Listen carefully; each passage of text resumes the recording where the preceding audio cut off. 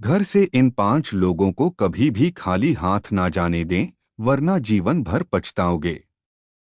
सभी धर्मों में दान का अत्यधिक महत्व माना जाता है। यह मात्र रिवाज या परंपरा ही नहीं, बल्कि धार्मिक ग्रंथों के अनुसार भी माना जाता है कि जब कोई व्यक्ति दान करता है तो उसके प्रभाव से उसे इंद्रिय आसक्ति से मुक्ति मिलती है। शास्त्रों के अनुसार कहा जाता है कि जीवन में सुख समृद्धि और सभी इच्छाओं की पूर्ति के लिए दान कर्म करने की सलाह दी जाती है। दान को बहुत बड़ा पुण्य माना जाता है। मान्यता है कि दान करने से मनुष्य के कई पाप मिट जाते हैं और मृत्यु पश्चात स्वर्ग की प्राप्ति होती है। धार्मिक स्थलों पर दान करने की महत्वता तो बहुत समय से है, लेकिन घर के द्वार पर आए भिक्षु को खाली हाथ लौटाना हानिकारक हो सकता है। शास्त्रों के अनुसार 5 लोगों को यदि खाली हाथ लौटाया जाए तो भाग्य दुर्भाग्य में बदल जाता है। घर में आने वाली खुशियों में दोष आ जाता है। आइए जानते हैं वो 5 लोग कौन कौन हैं। लेकिन उससे पहले, अगर आप भी चाहते हैं कि लक्ष्मी माता का आशीर्वाद आप पर बना रहे, तो इस वीडियो को एक लाइक करें और चैनल को सब्सक्राइब कर ले और कमेंट बॉक्स में जय लक्ष्मी माता जरूर लिखें।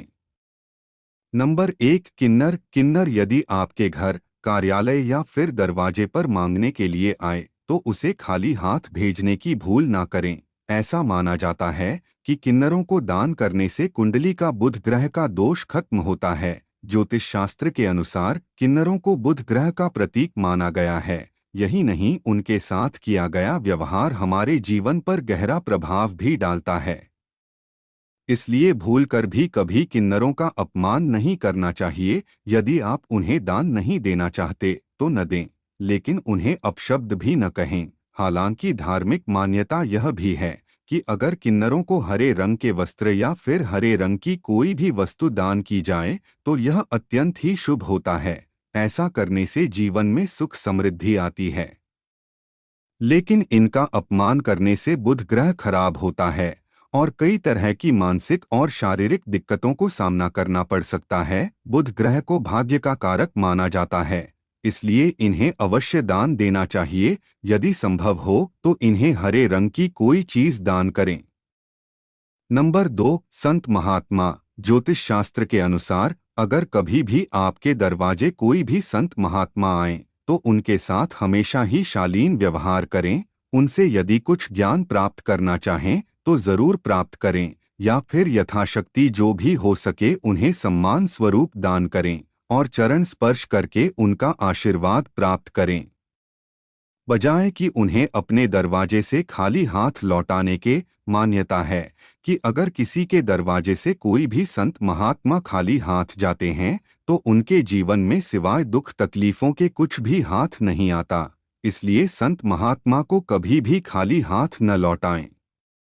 नंबर 3, अपाहिज। विकलांग या लाचार व्यक्ति मदद के लिए घर के द्वार पर आए तो उसकी मदद अवश्य करनी चाहिए। ज्योतिष शास्त्र के अनुसार ऐसे लोगों को शनि राहु का प्रतीक माना जाता है।